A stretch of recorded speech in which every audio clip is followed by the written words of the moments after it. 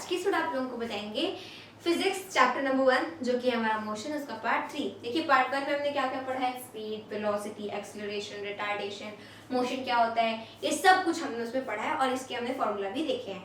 Part 2 में हमने equations of motion पढ़ा है और उसको डिराइव करने के मेथड पढ़े हैं, यानी कि डेरिवेशंस पढ़े हैं, जो कि दो तरीके से हो सकता है, एक ग्राफिकल मेथड और एक अलजेब्रिक मेथड। अलजेब्रिक मेथड से हम कर चुके हैं, अब हमें ग्राफिकल से करना है। तो ग्राफिकल से करने से पहले हमें क्या आना चाहिए, हमें ग्राफिकल रिप्रेजेंटेशन ऑफ मोशन आनी चाहिए कि कैसा ग्राफ होगा तो कैसी मोशन होगी। ठीक है, कैसा ग्राफ होगा तो हम क्या समझ पाएंगे कि हाँ ये इसको इंडिकेट कर रहा है, वो उसको इंडिकेट कर रहा है। उसके बाद हम ग्राफिकल मेथड से डेरिवेशन भी पढ़ेंगे, देन एक और टॉपिक पढ़ेंगे जो कि हमारा सर्कुलर मोशन। फिर हमारा ये चैप्टर खत्म हो जाएगा और हम न्यूमेरिकल सॉल्व करेंगे। तो देखिए फर्स्ट में हमारे पास आता है डिस्टेंस टाइम ग्राफ। देखिए ग्राफिकल रिप्रेजेंटेशन में पहला जो ग्राफ होता है वो होता है डिस्टेंस टाइम ग्राफ, जिसको हम शॉर्ट फॉर्म में क्या बोलते हैं, जिसको हम डीटी ग्राफ बोलते हैं। क्या बोलेंगे, डीटी ग्राफ, शॉर्ट फॉर्म में डीटी ग्राफ। ठीक है, डिस्टेंस टाइम ग्राफ को। अब यहाँ पे लेट्स सपोज हम एक ग्राफ बनाते हैं। ठीक है, ये मेरे पास एक लाइन हो गई, ये मेरे पास एक लाइन हो गई, एंड देन क्या हुआ, ये मेरे पास एक लाइन हो गई। ठीक, कुछ इस तरीके से मैंने इसको नाम O दे दिया, इसको नाम मैंने Y दे दिया, इसको नाम मैंने X दे दिया। जो हॉरिजेंटल वाला होता है वो मेरा टाइम शो करता है और वर्टिकल वाला जो होगा वो मेरा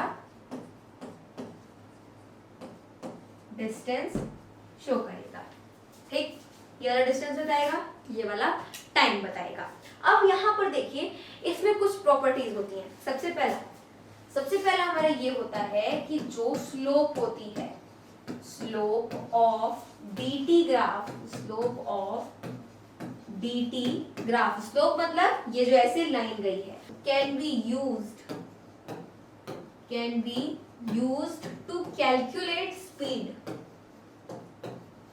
टू कैलकुलेट स्पीड। देखिए जो डीटी ग्राफ का जो स्लोप होता है उसको स्पीड कैलकुलेट करने के लिए हम यूज कर सकते हैं। पहला चीज तो ये है। ठीक है, अब इसकी अगर हमें स्पीड कैलकुलेट करनी है तो हम कैसे करेंगे।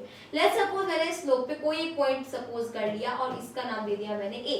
अब उसके बाद मैंने क्या करा, यहां से मैंने परपेंडिकुलर ड्रॉ करा। ठीक है, ऐसे ऐसे ऐसे ऐसे ऐसे ऐसे कर करके मैंने परपेंडिकुलर ड्रॉ करा।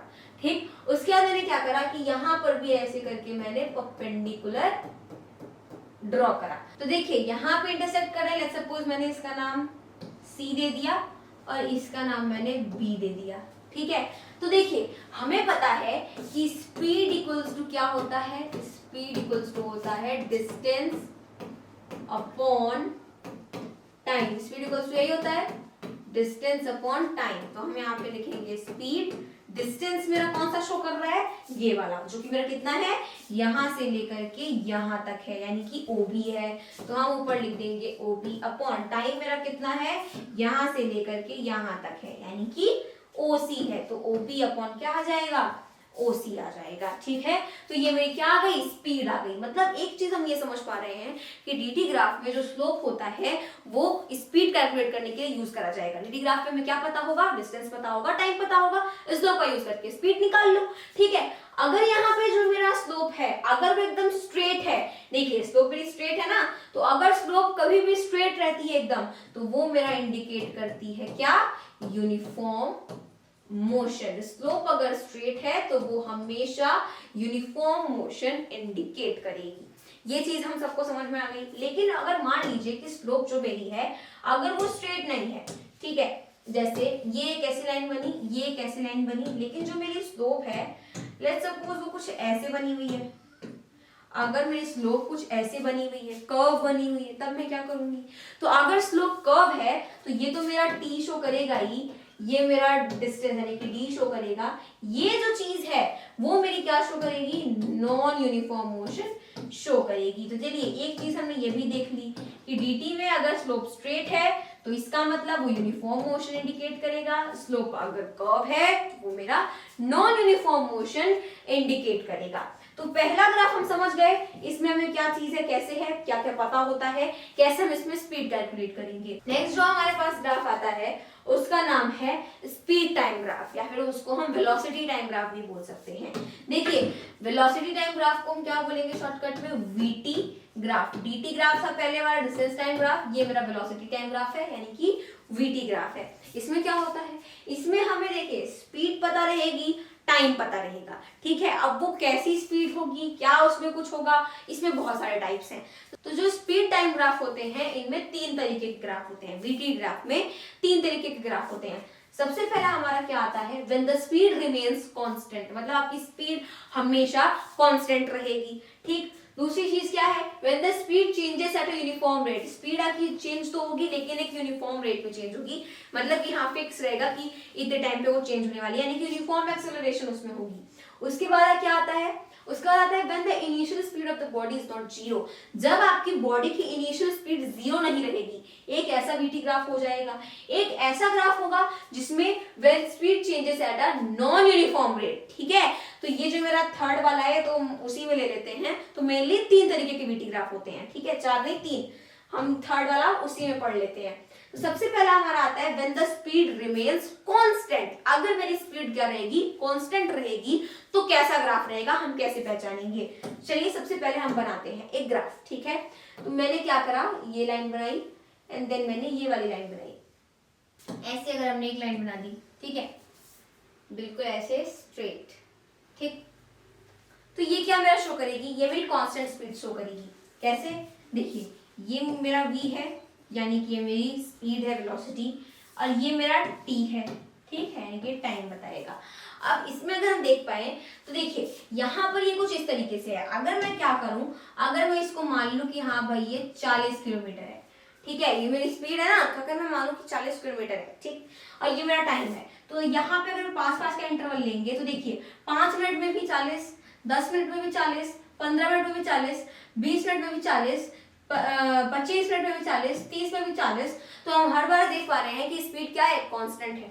टाइम इंटरवल तो है लेकिन स्पीड मेरी क्या है, वही है। तो ऐसे को हम क्या बोलेंगे, ऐसे को हम कहेंगे कांस्टेंट स्पीड। अब वो पता कैसे चलेगी, जब हमारी जो स्लोप होगी एकदम स्ट्रेट होगी, हॉरिजॉन्टली, ठीक। तो वो मेरा क्या हो गया, कांस्टेंट स्पीड हो गया। अब वीटी ग्राफ में जो फर्स्ट वाला पार्ट होता है इसका हम क्या यूज करते हैं, हम इसमें देखिए जो हमारा फर्स्ट वाला था उसमें क्या था, डीटी ग्राफ, उसमें हम स्पीड कैलकुलेट कर सकते थे। इसमें हम क्या कैलकुलेट कर सकते हैं, स्पीड पता है, टाइम पता है, हम डिस्टेंस कैलकुलेट कर सकते हैं। अच्छा हम वो डिस्टेंस कैलकुलेट कैसे करेंगे, देखिए हमने क्या करा, यहाँ पर कोई एक पॉइंट मान लिया, ठीक है, ये हमने एक पॉइंट मान लिया।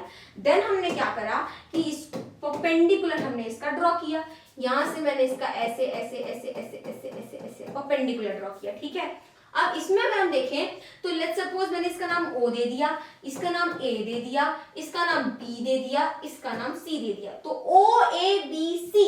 अब जो मेरा OABC का एरिया होगा, मैंने बताया एरिया अंडर स्लोप, एक बात आप नोट कर लीजिए कि एरिया अंडर स्लोप हमेशा क्या बताता है, एरिया अंडर स्लोप हमेशा डिस्टेंस बताता है, ठीक है। ये चीज आप याद रख लीजिए, एरिया अंडर स्लोप हमेशा क्या बताएगा, डिस्टेंस बताएगा। तो स्लोप के अंडर का एरिया मेरा क्या बताएगा, डिस्टेंस बताएगा। तो हमें बस ये चीज फाइंड करनी है, यानी कि ये जो हमारे पास रेक्टेंगल है इसका हमें एरिया फाइंड करना है।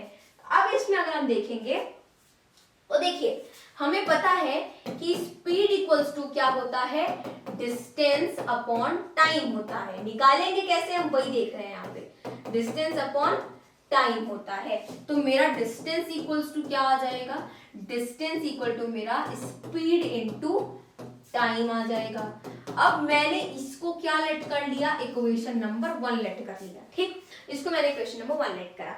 अब जहां तक मुझे पता है कि speed at point C, speed at C क्या है, सी पे मेरी स्पीड कितनी है, बीसी, क्योंकि स्पीड तो मेरा ये इंडिकेट कर रहा है। तो सी पे मेरी स्पीड क्या है, बीसी है, तो मैं स्पीड एट सी लिख दूंगी बीसी। अब बीसी इज इक्वल्स टू ओए। हम समझ पा रहे हैं कि नहीं, रेक्टेंगल की ऑपोजिट साइड से इक्वल होती है। देखिए स्क्वायर नहीं है, रेक्टेंगल है, लग रहा होगा स्क्वायर लेकिन है रेक्टेंगल।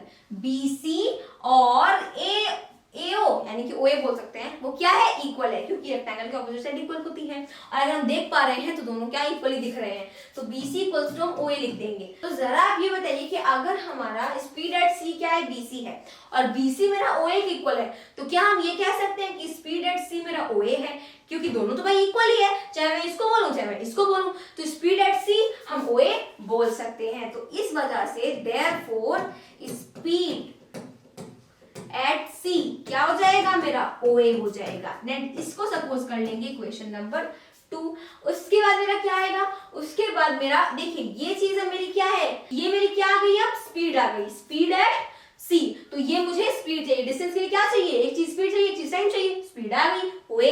उसके बाद टाइम, टाइम एट C। अब टाइम तो मेरा ये वाला है, तो वो कितना है, O से लेकर के C तक है, तो ये मेरा टाइम है। तो हम यहाँ पर लिख देंगे time at C, time at C है मेरा OC। इसको सपोज कर लेंगे equation number 3। Now put the value of speed and time in equation 1। Equation 1 में पुट कर दीजिए आंसर। इक्वेशन 1 मेरी ये है, तो मैं डिस्टेंस लिख दूंगी। अब डिस्टेंस इक्वल्स टू स्पीड मेरी OA है, उसके बाद टाइम मेरा OC है, तो यही मेरा क्या आ जाएगा, डिस्टेंस आ जाएगा। डिस्टेंस मेरा कितना आ गया, OA इंटू OC आ गया। हम इसको एक और भाषा में लिख सकते हैं, और distance is equals to area of rectangle, यानी कि रेक्टेंगल ऐसे लिख नहीं देंगे, बहुत से रेक्टेंगल है, area of OABC, area of figure OABC, figure लिख दो या ऐसे करके रेक्टेंगल OABC।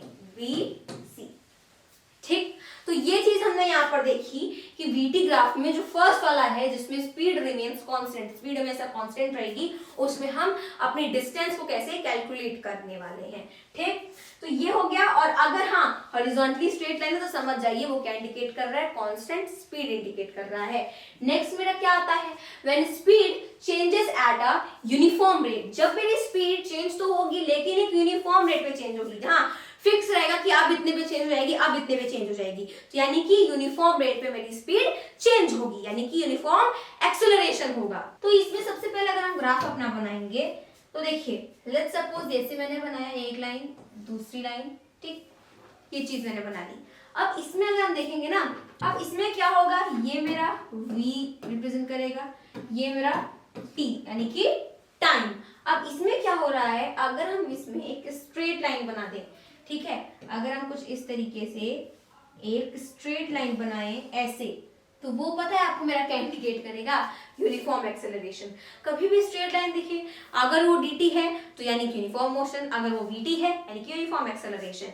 तो देखिए vt ग्राफ में क्या होता है कि जब हमारा जो एक्सेलरेशन है, ठीक है, वो क्या हो, मतलब कि यूनिफॉर्म रेट पर हमारी स्पीड चेंज यानी कि यूनिफॉर्म एक्सेलरेशन हो, तो उसमें क्या होता है कि हम क्या फाइंड कर सकते हैं, हम पहली चीज की जो हमारा स्लोप है वो हमारा एक्सेलरेशन इंडिकेट करता है, ठीक है, स्लोप हमारा एक्सेलरेशन इंडिकेट करता है, तो हम इस स्लोप से एक्सेलरेशन की वैल्यू फाइंड कर सकते हैं वो कितनी है।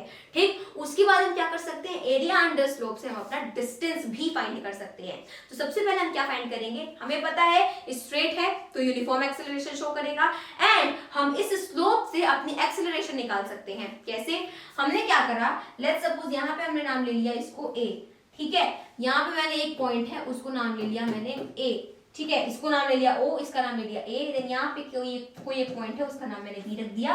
तो देखिए O से हम एक परपेंडिकुलर ड्रॉ करने वाले हैं, ठीक है, उसके बाद यहाँ पे A से करेंगे,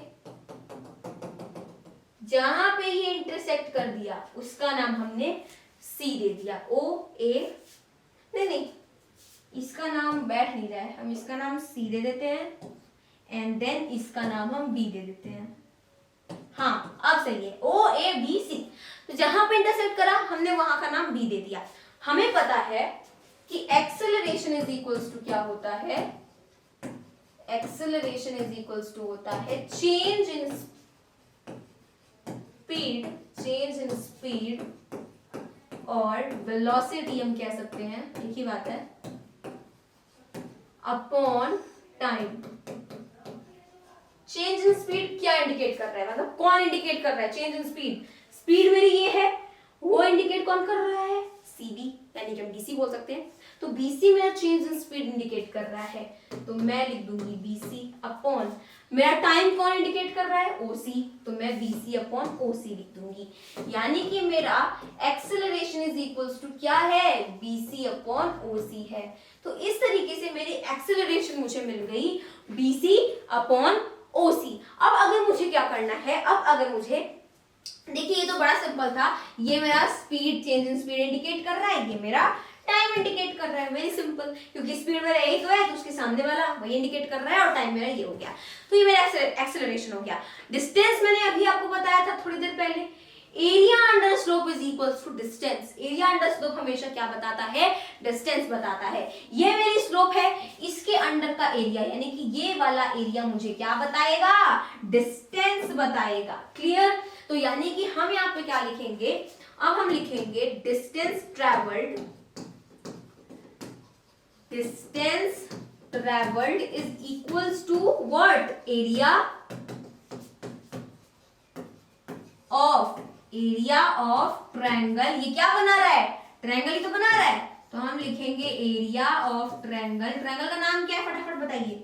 ट्रायंगल का नाम मेरे है OBC, area of triangle OBC। अच्छा, अगर हम देखें तो ये मेरा अभी ट्रायंगल है, ठीक है। अगर मैं क्या करूं, इन दोनों को मिला दूं, क्योंकि मेरा ABOB मतलब OAB भी तो एक ट्रायंगल है, OAB एक ट्रायंगल है, OBC एक ट्रायंगल है, तो दोनों ट्रायंगल को मिला दिया, रेक्टेंगल बन गया। तो यानी कि हम क्या लिख सकते हैं? हम लिख सकते हैं कि हाफ ऑफ एरिया, क्योंकि रेक्टेंगल भी तो पूरा हो जाएगा, रेक्टेंगल का आधा पार्ट ये है, आधा पार्ट ये है, हमें सिर्फ आधे का चाहिए, तो हम क्या लिखेंगे? Half into area of rectangle, what? Area of rectangle OABC। Area of triangle OBC निकालते तो उसमें क्या रहता है मेरा? उसमें रहता है मेरा base into height, 1/2 into base into height, तो वैसे भी आ जाता, ऐसे भी आ जाएगा।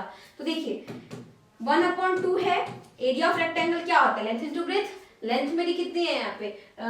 लेंथ मेरी है मेरी OC, तो मैं लिख दूंगी OC। ब्रेथ है मेरी BC, तो मैं लिख दूंगी BC। अब यही मेरा क्या है? डिस्टेंस ट्रेवल्ड है, यानी कि ये मेरा क्या आ गया? डिस्टेंस आ गया, और ये मेरी क्या आ गई? एक्सेलरेशन आ गई।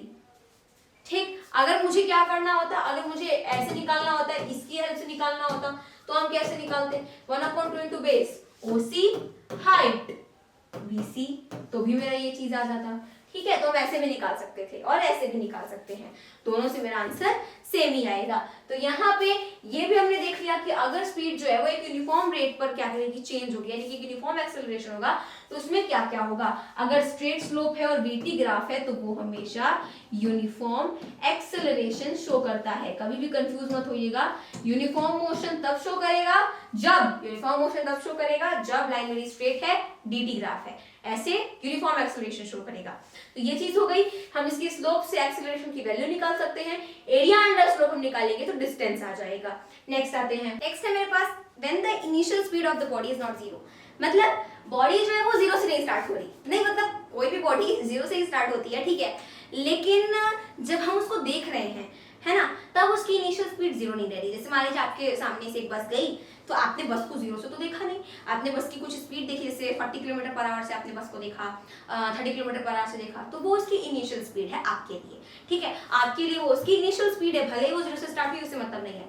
अभी जो आपने देखा वो क्या देखा? आपने 0 नहीं देखा, ठीक है। तो इनिशियल स्पीड जब भी बॉडी की 0 नहीं होती है तो उसका ग्राफ कैसे बनता है, वो चीज हम यहाँ पे देख रहे हैं। तो देखिए, लेट्स सपोज ये मेरा क्या है, ऐसे एक लाइन बनाई मैंने, ठीक है, फिर ऐसे लाइन बनाई मैंने, ओके। अब इसमें क्या हो रहा है कि सबसे पहले जो मेरा जा रहा है ना, वो यहां से पहले यहाँ पे ऐसे जा रहा है, ठीक है, थोड़ी दूर पे ऐसे जा रहा है, यहाँ पे ऐसे चला गया, इनिशियल स्पीड मेरी क्या है? तो 0 तो है ही नहीं, तो यहां से ऐसे गया, देन यहां से वो ऐसे उठ करके गया, समझ रहे हैं आप, ऐसे फुट उठ करके गया। तब हमने जो देखा, हमने जो स्पीड देखी वो तो हमने यहाँ से देखी, हमने जीरो से तो नहीं देखी, जीरो से हमने स्पीड नहीं देखी, हमने स्पीड तो यहाँ से देखी है ना, तो वही यहाँ पे पॉइंट है। ठीक, अगर ऐसा कुछ होता है तो फिर हम क्या करेंगे, तो देखिए ये मेरा क्या बताएगा, ये मेरा v है, यानी कि ये मेरी स्पीड है और ये मेरा टाइम है। देखिए इस बात को नोट कर लीजिए, हम यहाँ पे स्पीड की जगह वेलोसिटी लिख सकते हैं, इट मींस सेम। ठीक है, तो ये मेरा वेलोसिटी है, ये मेरा टाइम है, दोनों इंडिकेट कर रहा है, एक वेलोसिटी इंडिकेट कर रहा है, टाइम इंडिकेट कर रहा है। इसमें अगर हम देखें ना, तो जो हमारा ऐसा कुछ होता है जिसमें पहले ऐसे गया एंड देन फिर गया, वो मेरा क्या इंडिकेट करेगा कि हाँ इसमें इनिशियल स्पीड मेरी जीरो नहीं है। ठीक, अब आगे देखिए कि हमें करना क्या है, हमें इसमें अगर निकालना है क्या, अगर हमें इसमें निकालनी है डिस्टेंस, तो हम कैसे निकालेंगे। हमने आपको बताया डिस्टेंस मतलब एरिया अंडर स्लोप। हमने क्या करा, इसको नाम दे दिया, इसको नाम दे दिया मैंने पीयू, पीयू नहीं पी, हमने इसको नाम पी दे दिया, इसको नाम हमने क्यू दे दिया, एंड देन यहाँ पे एक हमने पॉइंट लिया, उसको नाम हमने एस दे दिया। अब हम क्या करेंगे, इस एस से अगर परपेंडिकुलर बनाते हैं, अगर हम इस एस से क्या करते हैं, परपेंडिकुलर बनाते हैं कुछ ऐसे, तो यहाँ पे मेरा जो इंटरसेक्ट करेगा वो मेरा लेट्स सपोज आर हो गया, तो पी क्यू आर एस। अब यहाँ पे पी क्यू आर एस का ही हमें क्या करना है, एरिया निकालना है, because this is area under slope, तो हमें वही चीज यहाँ पर निकालनी है। तो चलिए निकालते हैं। इसमें अगर हम शेप की बात करें ना, तो वो कुछ इस तरीके की शेप बन रही है, और इस तरीके की शेप हमें पता है क्या होती है, ट्रेपीजियम होती है। अगर मैं उसको घुमा दूं तो ये मेरी कैसी शेप बन जाएगी, ये मेरी कुछ इस तरीके की शेप बनेगी, एंड ये मेरे क्या हो जाएगा, ये मेरा ट्रेपीजियम हो जाएगा। तो हम यहाँ पे क्या लिखेंगे, हम लिखेंगे distance is equals to what, area of trapezium, area of trapezium P Q R S, P Q R S. हमें पता है ट्रेपीजियम के एरिया का फॉर्मूला क्या होता है, sum of parallel sides into height upon 2, यही होता है ना ट्रेपीजियम के एरिया का फॉर्मूला। अब इसमें पैरेलल साइड्स कौन सी हैं, देखिए अगर मैं इसको देखूं और इसको देखूं, वो तो मेरा पैरेलल नहीं है। अगर मैं इसको एक्सटेंड कर दूंगी और इसको एक्सटेंड कर दूंगी तो मेरा यहाँ पे इंटरसेक्ट कर जाएगा, यानी कि वो मेरा पैरेलल नहीं है। हाँ, अगर हम इसको एक्सटेंड करते चले जाएं, इसको और इसको भी एक्सटेंड करते चले जाएं, तो वो मेरा कहीं पर भी इंटरसेक्ट नहीं करेगा, बिकॉज वो क्या है, पैरेलल है। ठीक है, तो यहाँ हम क्या करेंगे, हम इसमें लिखेंगे अपना PQ और RS, तो हम लिख देंगे PQ प्लस RS, इनका सम मल्टीप्लाई बाय मेरी हाइट। हाइट क्या होगी, मेरी हाइट में ट्रेपीजियम की हाइट, तो मेरी हाइट क्या होगी, देखिए ट्रेपीजियम की हाइट क्या होगी, यहाँ पे अगर हम हाइट की बात करते हैं तो ये मेरी पैरेलल साइड्स है। मैंने अभी आपको बताया अगर मैं इसको घुमा दूं तो ये मेरा कुछ इस तरीके का शेप बनेगा। ठीक है, जिसमें मेरा अगर मैंने इसको क्या करा है, ऐसे करके घुमा दिया है, तो ये मेरा P आ जाएगा, ये Q आ जाएगा, एंड देन हाँ ये R आ जाएगा, ये S आ जाएगा। तो हाइट मेरी क्या होगी, PS होगी। समझ आया, तो मेरी हाइट हो जाएगी PS एंड देन अपॉन 2, और यही मेरा क्या हो जाएगा, अरे यार, और यही मेरा क्या हो जाएगा, डिस्टेंस हो जाएगा। ठीक है, मतलब कि यहाँ हाइट हम इसको नहीं ले सकते हैं, RS हमारी हाइट नहीं है, वो मेरा बेस है। ठीक, हाइट मेरी क्या है, PS है, हम इसको हाइट नहीं ले सकते क्योंकि वो स्ट्रेट नहीं है, स्ट्रेट मेरा PS है, तो उसको हम हाइट ले लेंगे। तो ये मेरा क्या आ गया, डिस्टेंस आ गया। तो ये तो ऐसा ग्राफ है जिसमें हमारी इनिशियल स्पीड जो की बॉडी की वो जीरो नहीं होगी। अब देखिए हमने इससे पहले क्या पढ़ा है, when the speed changes at uniform rate, यानी कि जब उसमें यूनिफॉर्म एक्सेलरेशन होता है, तो ये अगर मेरे पास v है, ठीक है, ये अगर मेरे पास v है और ये मेरे पास t है, तो जो स्लोप बनेगा वो बिल्कुल स्ट्रेट बनेगा। दैट मींस ये मेरा इंडिकेट करेगा यूनिफॉर्म एक्सेलरेशन, अभी पढ़ के आए हैं। ठीक है, लेकिन व्हाट अबाउट अगर ये मेरा ऐसे ये मेरा अगर v है और ये मेरा अगर t है और स्लोप मेरा कुछ ऐसे बन जाए, तब हम सब जानते हैं कि देन ये मेरा इंडिकेट करेगा non uniform acceleration. Very simple, अगर स्ट्रेट मेरा यूनिफॉर्म है तो कर्व मेरा नॉन यूनिफॉर्म एक्सेलरेशन बताएगा। ठीक है, तो ये मेरा अगर ऐसे कुछ आता है तो वो नॉन यूनिफॉर्म एक्सेलरेशन होगा। नॉन के बारे में बस हमें इतना ही जानना होता है, बाकी सब हम क्या ही करेंगे जान के। जो हमें फाइंड करना था वो हम यूनिफॉर्म में अपने कर चुके हैं, इसमें भी हम अपने कर चुके हैं। ठीक है, अब जो हम पढ़ने वाले हैं डेरिवेशन, यानी कि equation of motion. 3 equation of motion होती है। तो हमारी जो फर्स्ट इक्वेशन ऑफ मोशन होती है वो होती है v equals to u plus at, second होती है s equals to ut plus half at square, and third होती है v square equals to u square plus 2as। अब इन तीनों को अगर हमें ग्राफिकल मेथड से क्या करना है, डिराइव करना है, यानी कि डेरिवेशन अगर हमें करनी है बाय ग्राफिकल मेथड, तो उसके लिए कौन सा ग्राफ यूज आता है, हमारा यही वाला ग्राफ यूज आएगा। तीनों मोशन को डिराइव करने के, तीनों इक्वेशन को डिराइव करने के लिए हम इसी ग्राफ का यूज करने वाले हैं। ठीक है, इसलिए इस ग्राफ का गजनी वाला टैटू करवा लीजिए, that will be very good for you. Okay, तो अब हम पढ़ेंगे डेरिवेशन। देखिए हमें यहाँ पे क्या करना है, अब ग्राफिकल मेथड से करना है। मैंने आपको बताया था यही वाला ग्राफ काम आएगा। तो सबसे पहले देखिए हम यहाँ पे क्या करेंगे, हमें फर्स्ट इक्वेशन ऑफ मोशन हमारी क्या होती है, फर्स्ट इक्वेशन ऑफ मोशन होती है हमारी v is equals to u plus A T. इसे ही हमें क्या करना है, डिराइव करना है, v equals to u plus A T. अब हम ये जानते हैं कि यहाँ पर देखिए सबसे पहले ग्राफ को समझ लेते हैं। ठीक है, उसके बाद देखेंगे। सबसे पहले ये मेरा वेलोसिटी है, ये मेरा टाइम है, यहाँ से मैंने ऐसे एक स्लोप बनाई। अब इसमें क्या हुआ कि मैंने नाम दे दिया ओ ए बी, एंड देन इसको मैंने C एंड E यानी कि परपेंडिकुलर बना करके इंटरसेक्ट जहां पे किया वहां पे मैंने इसको नाम दे दिया। उसके बाद क्या हुआ, A को मैंने मीट कर दिया इस BC में, एंड जहां इंटरसेक्ट करा वहां का पॉइंट मैंने D दे दिया।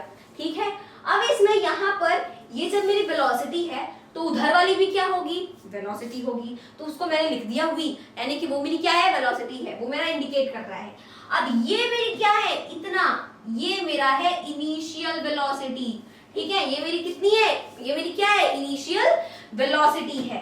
तो हम यहाँ पे इनिशियल वेलोसिटी यानी कि सिर्फ इतना है इनिशियल वेलोसिटी, तो उसको हमने क्या करा, देखिए हमारी सिर्फ इतनी है, देखिए हमारी सिर्फ इतनी है इनिशियल वेलोसिटी, सिर्फ इतनी। ठीक है, इतनी है सिर्फ हमारी इनिशियल वेलोसिटी, तो वो मेरी क्या है, OA है, उसको मैंने U से यहाँ पे दिखा दिया। नेक्स्ट अगर हम देखें तो यहाँ पे A D C O A B C फलाना ढिमकाना जो भी है। अब हमें क्या करना है, इसमें हमें इक्वेशन की मोशन की फर्स्ट इक्वेशन हमें डिराइव करनी है। सबसे पहले अगर हम देखेंगे ना तो हमारे पास क्या है, हमारे पास है U। ठीक है, U, क्योंकि v equals to u plus at आता है, तो हमें पता है कि जो हमारी इनिशियल वेलोसिटी है, हम यहाँ पे लिखेंगे इनिशियल वेलोसिटी यानी कि u, वो कितनी है, OA है, वो मुझे पता है। Let's suppose this equation number 1, इसको मैंने सपोज कर लिया। नेक्स्ट जो मेरी फाइनल वेलोसिटी है, ये इनिशियल वेलोसिटी हो गई। नेक्स्ट जो हमारी फाइनल वेलोसिटी होगी यानी कि जो v होगा, अब वो कितना होगा, फाइनल वेलोसिटी अगर हम देखें तो v वो मेरी क्या है, BC है, तो हम लिख देंगे v equals to BC and this will be equation number 2। उसको मैंने इक्वेशन नंबर 2 सपोज कर लिया। अच्छा, यहाँ अगर हम देखें ना तो जो मेरा BC है उसको हम दो पार्ट में तोड़ सकते हैं। कैसे, BD प्लस DC। हम BC को BD प्लस DC भी तो लिख सकते हैं। लेट्स सपोज अगर यहाँ पे मेरे पास एक पॉइंट है A, यहाँ पे मेरे पास एक पॉइंट है C एंड यहाँ पे मेरे पास एक पॉइंट है B, तो मैं इसको क्या लिख सकती हूँ, मैं इस AC लिखूंगी, मैं इसको AC लिखूं, ठीक है, या फिर मैं इसको AB प्लस BC लिखूं। बात क्या है, एक ही है। तो वही चीज यहाँ पर भी है कि हम BC को क्या लिख सकते हैं, BD प्लस DC लिख सकते हैं। अब नेक्स्ट अगर हम देखें ना तो हम यहाँ पे लिखेंगे वी कैन राइट, देखिए समझ गए हम कि BC को हम BD प्लस DC लिख सकते हैं। BC क्या है मेरा, V है, BC मेरा क्या है, V है, तो हम लिख देंगे we can write V is equals to BD plus DC। हम ये चीज समझ गए कि हाँ हम इसको ये लिख सकते हैं। Let's suppose this equation number 3, इसको मैंने इक्वेशन नंबर 3 सपोज कर लिया। अच्छा, अब हमें फिर से दिमाग लगाना है। तो देखिए DC मेरा जो है, DC वो किसके इक्वल होगा, OA के इक्वल होगा। समझ आया, क्योंकि मेरा OADC ये क्या है, एक रेक्टेंगल है, रेक्टेंगल की ऑपोजिट साइड इक्वल होती है, तो DC मेरा OA के इक्वल होगा। तो मैं ये लिख सकती हूँ कि सो हम ये क्या लिख सकते हैं, हम ये लिख सकते हैं कि DC will be equals to OA। हम ये लिख सकते हैं कि नहीं लिख सकते हैं, DC मेरा किसके इक्वल होगा, OA के इक्वल होगा। And from equation number 1, from equation number 1 अभी अभी ऊपर लिख के आ रहे हैं OA किसके इक्वल्स टू है, किसके इक्वल है, U के इक्वल है, तो हम OA इक्वल टू U लिख देंगे। नेक्स्ट जब मेरा OA U के इक्वल है और DC मेरा OA के इक्वल है, मतलब देखिए समझिए V equals to BD plus DC, DC OA के इक्वल, OA U के इक्वल, तो इनडायरेक्टली यहाँ पर U किसके इक्वल हुआ, DC के इक्वल हुआ। इसका मतलब हम ये लिख सकते हैं कि V is equals to BD plus U, ये हम लिख सकते हैं कि नहीं लिख सकते हैं, है ना। हम यहाँ पे ये लिख दिया। देखिए ये बस लिखने का तरीका है, वरना अगर हम साफ साफ यहाँ पर देखें तो हमें समझ में आ रहा है कि मेरा जो V है वो BD और U के इक्वल है, ठीक है। तो V equals to BD plus U आ गया। Let's suppose this equation number 4, इसको अब हम इक्वेशन नंबर 4 सपोज कर लेंगे। नेक्स्ट काम अब हमें क्या करना है, अब हम ये जानते हैं कि जो मेरी स्लोप है, यानी कि स्लोप जो है मेरी AB, वो क्या बताएगी मुझे, एक्सेलरेशन बताएगी। अभी पहले पढ़कर आए हैं, तो हम यहाँ पर लिखेंगे कि acceleration is equals to slope of AB, which means मुझे क्या करना पड़ेगा, BD अपॉन AD करना पड़ेगा। तो हम यहाँ पे कर देंगे BD, स्लोप तो ऐसे ही निकलती है, अपॉन AD। BD मुझे नहीं पता, लेकिन हाँ AD तो मुझे पता है, AD तो मुझे पता है।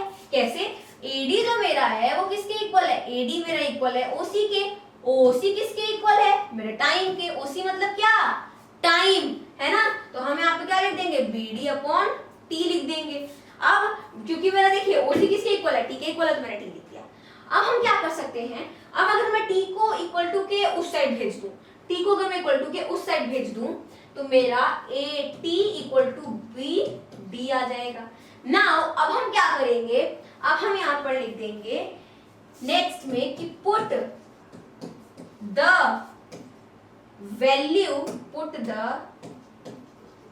Value of BD in equation number 4, in equation number 4।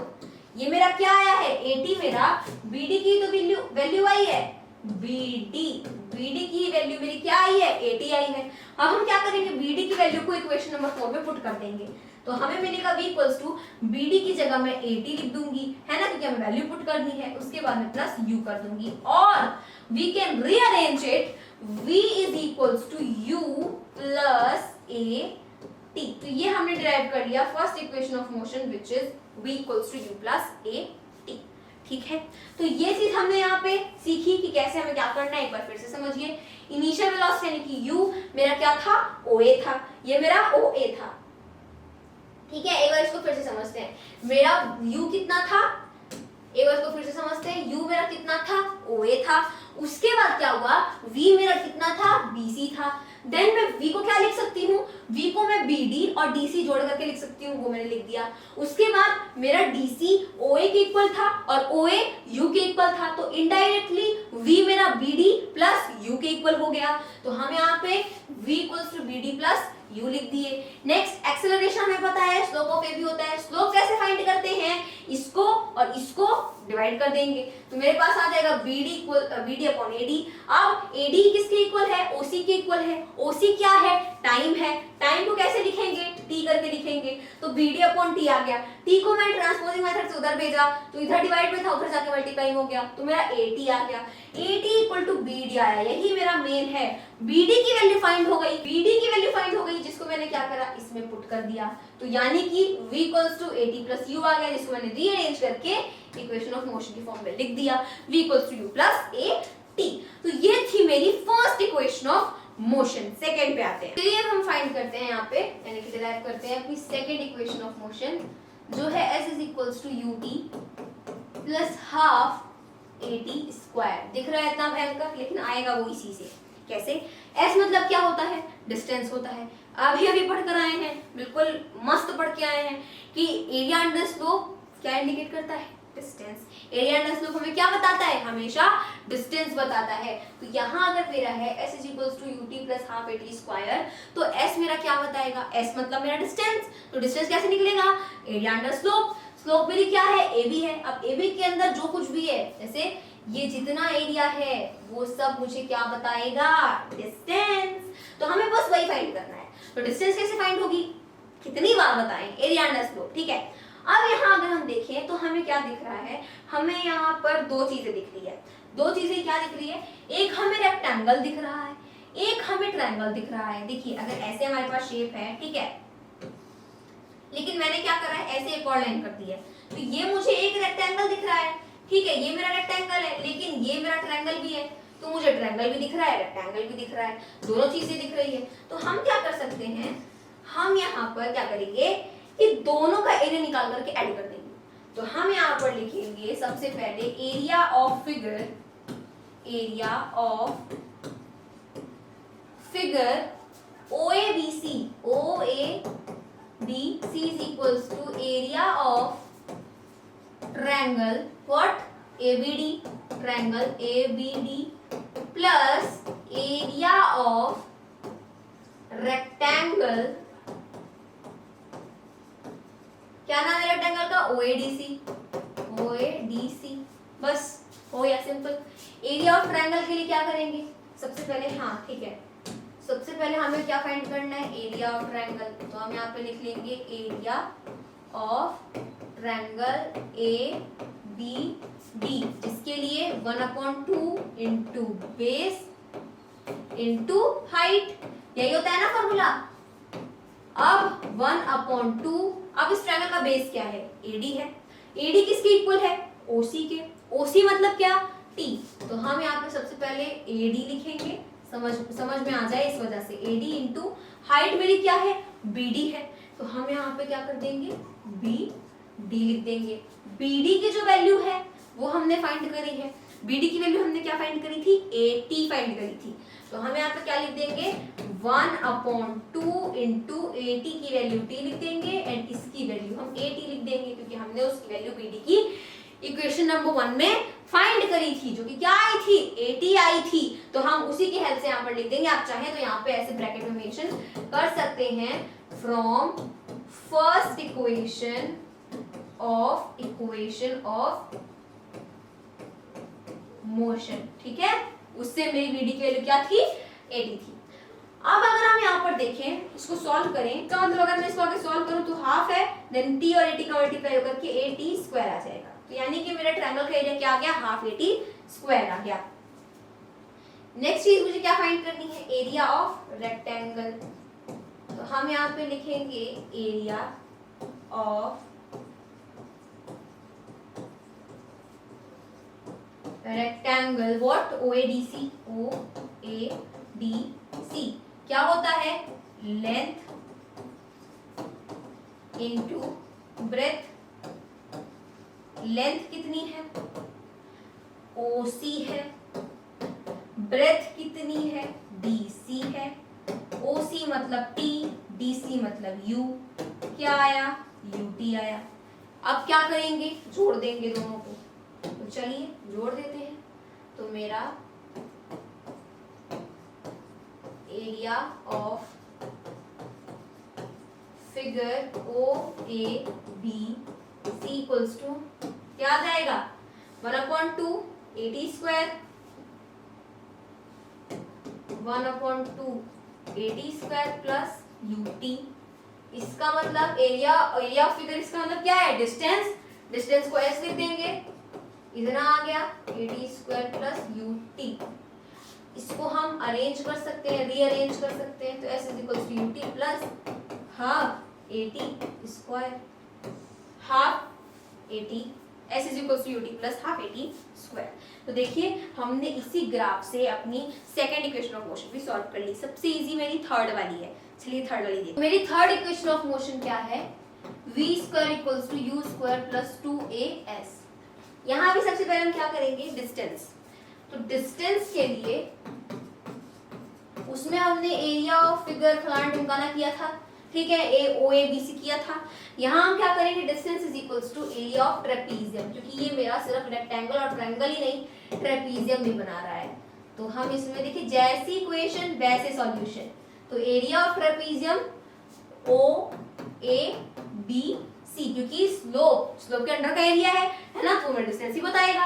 तो ओ ए बी सी क्या है, ट्रेपेजियम भी है। देखिए उस टाइम हमें क्या चाहिए था, जैसी इक्वेशन चाहिए थी हमने उस हिसाब से सॉल्यूशन करा, इनका और इनका ये निकाल के जोड़ दिया। यहाँ हमें जो चाहिए हम उस हिसाब से करेंगे। तो ये मेरा ट्रेपेजियम भी बना रहा है ओ ए बी सी, तो हम क्या करेंगे, यहाँ पे ओ ए बी सी लिख देंगे अपना ट्रेपेजियम। ट्रेपेजियम के एरिया का ना फॉर्मूला क्या होता है, एस डिस्टेंस का एस आ गया, इसका होता है 1/2 नहीं होता, हाँ सबसे पहले होता है sum of parallel sides into height upon 2, sum of parallel sides into height upon 2।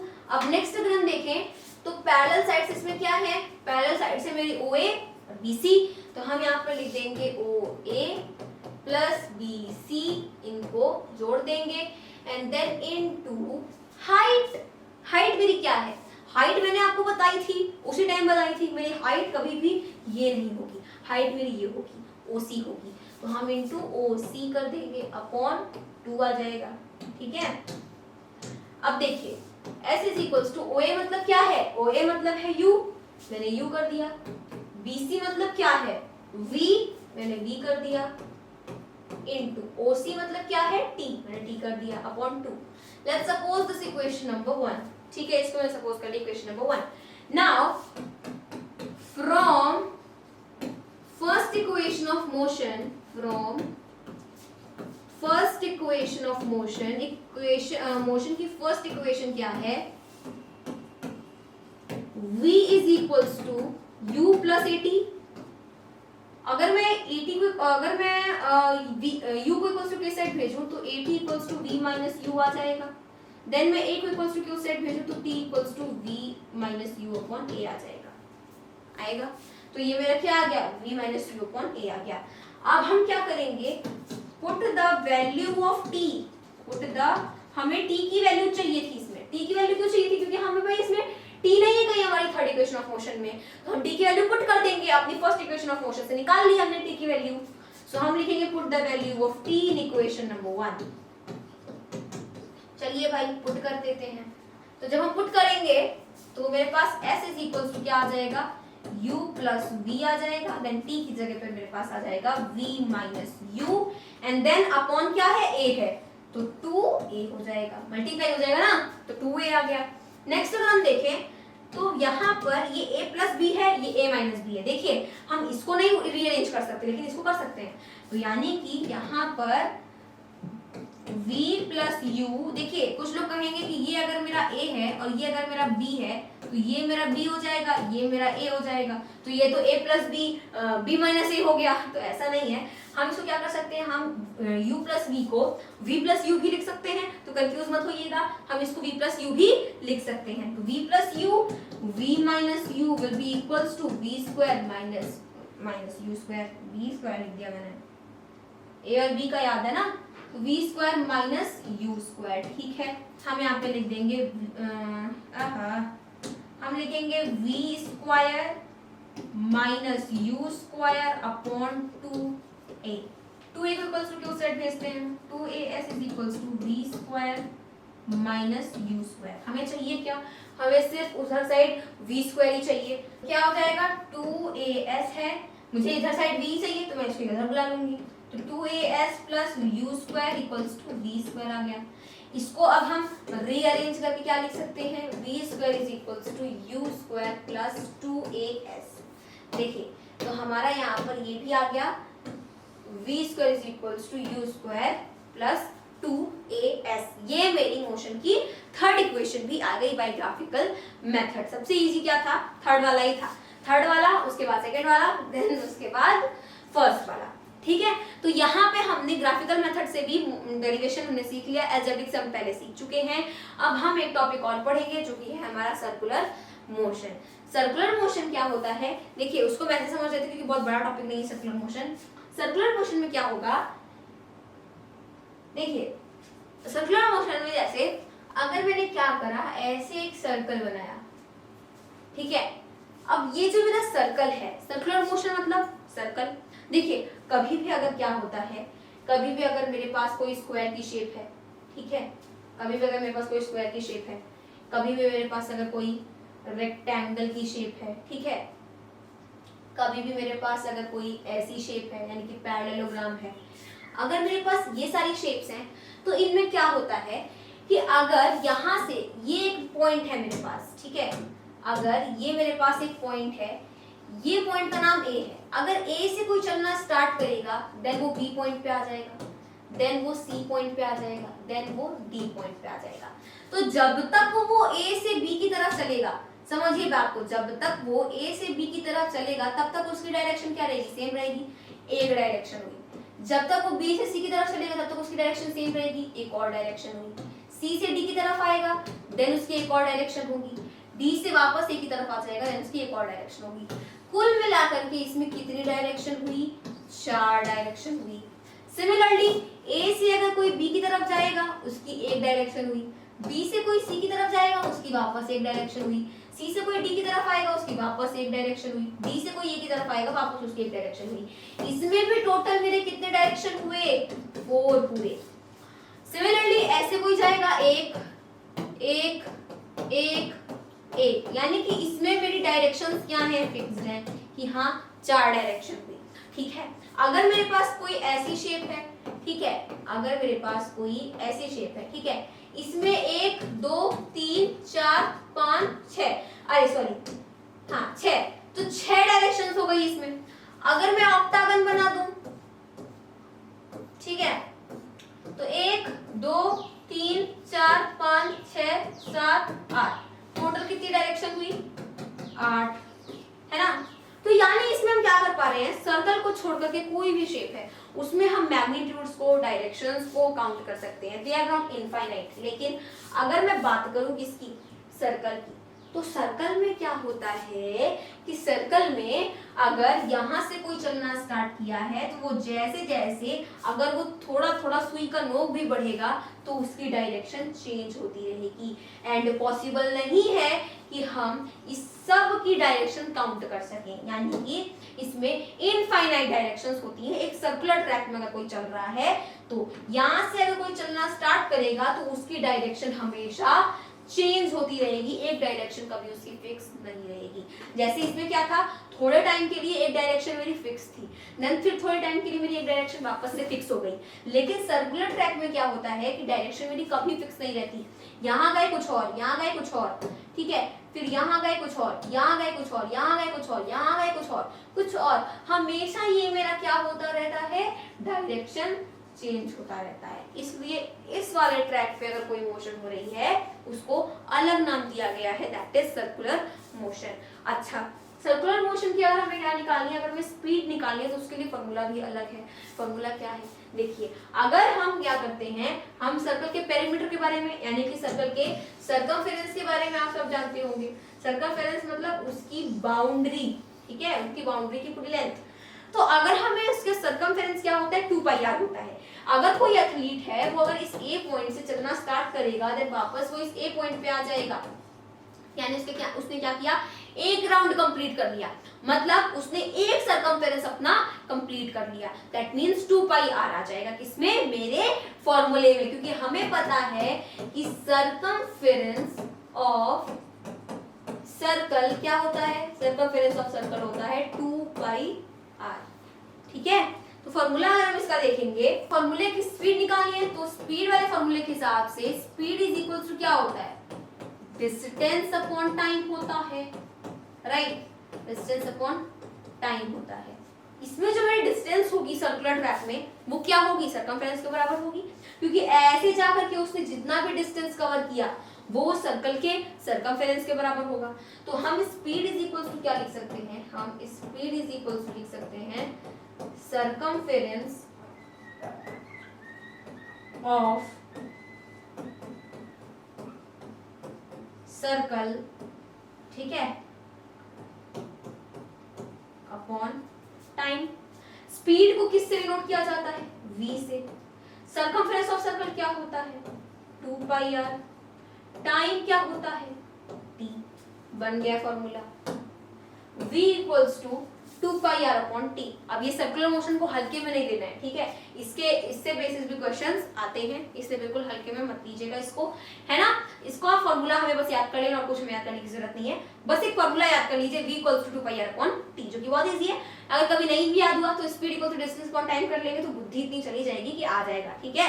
तो v equals to 2 pi R upon T किसका फॉर्मूला है, सर्कुलर मोशन का फॉर्मूला है। अगर हमें उसकी स्पीड निकालनी है तो हम क्या करेंगे, ठीक है, उसके लिए हम यही फॉर्मूला लगाएंगे। तो यहाँ हमारा खत्म होता है chapter number 1 that is motion of physics, ठीक है। अब हम क्या करेंगे, इसके न्यूमेरिकल सॉल्व करेंगे अपनी नेक्स्ट वीडियो में, ताकि हमें ये पता चल सके कि हमने कितना अभी तक हम समझ पाए हैं, कितना अभी तक हम कर पाए हैं, कितना अभी तक हम जान पाए हैं, ठीक है। उसमें सारे तरह के क्वेश्चंस होंगे, न्यूमेरिकल मतलब होता ही क्या है, ठीक है। और फिजिक्स के न्यूमेरिकल से सबको डर लगता है, लेकिन यहाँ हम डरेंगे नहीं।